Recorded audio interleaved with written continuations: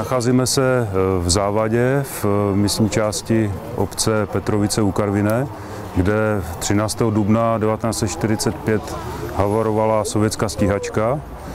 Je to zajímavá vlastně záležitost, protože ta stíhačka je americké výroby P-39 Air Cobra, kterou pilotoval ten den osudný nadporučík Rogačko, který i v tom stroji teda na tom místě zahynul. Našly se fragmenty zmiňovaného letadla, našla se i munice, i osobní věci nadporučíka Rogačka, části oděvu, opasek, jo, takže takové osobní věci, i ostatky teda.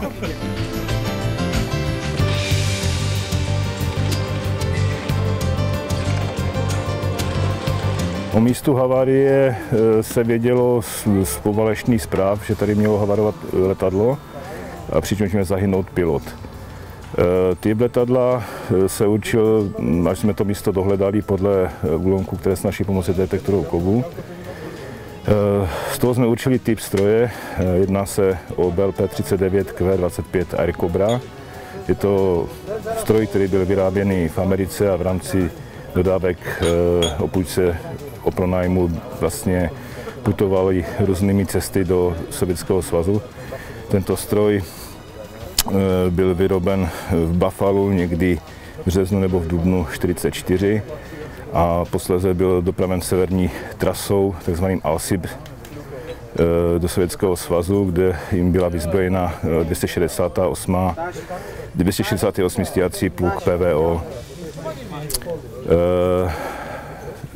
Tato jednotka byla nasazena v tomto prostoru začátkem března 1945, měla de facto za úkol střežit objekty 1. a 4. ukrajinského frontu, ale později se zapojila i do průběhu bojů stíhacích, které probíhaly vlastně nad linií frontu.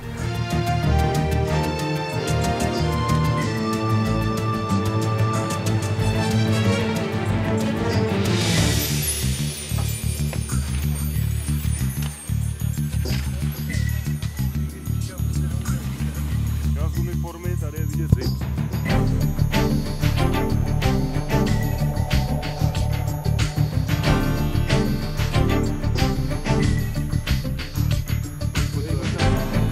Poněvadž se vlastně jedná o jedinou ztrátu, prakticky 100% i s pilotem v tomto prostoru, tak můžeme s jakouž takovou jistotou prohlásit, že se jedná o stroj poručíka Grigorie Sergejeviče Rogačka, který na hlídkovém letu 13. dubna 1945 byl zasažený německým flakem a haveroval v tomto prostoru. Tělo pilota nevíme, jestli bylo vyproštěno, a pravděpodobně jeho části, a po válce byl místním starostou přelezený do hromadného hrobu sovětského vojska Dobré u Frýdku a tam byl pohřbený jako bezejmenný.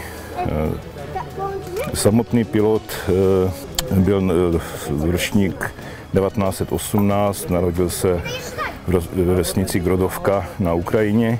Působil vlastně v Rudé armádě od roku 1937, potom co vystudoval letecké učiliště, byl zařazený do 268. stíhacího pluku.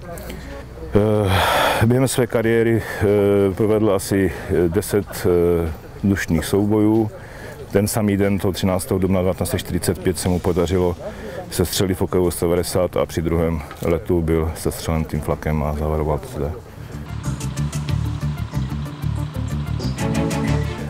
Torzo Canonu M4 Oldsmobile, ráže 37 mm. Tady je Virtual Hamilton Standard, Virtual Aeroprodukt, taky netradiční koncepce, bo vlastně nebyla odlitá v kuse, ale byla dutá. Tady jsou zbytky z kulometu M2, který měl 2 kusy, ráže 12,7 mm.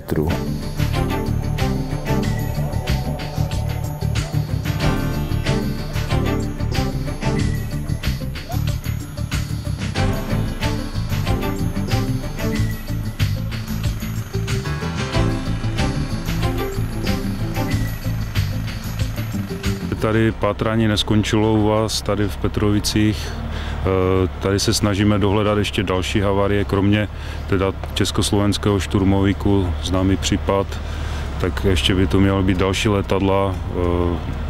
Rádi bychom se obratili na pamětníky, poslední žijící svědky vlastně tady těch válečných událostí, aby v případě, že něco ví nebo ví třeba i zprostředkovaně, aby se na nás i obrátili tady s těma informacemi, protože po těch 70 letech je to opravdu už složité tady ty případy objasňovat.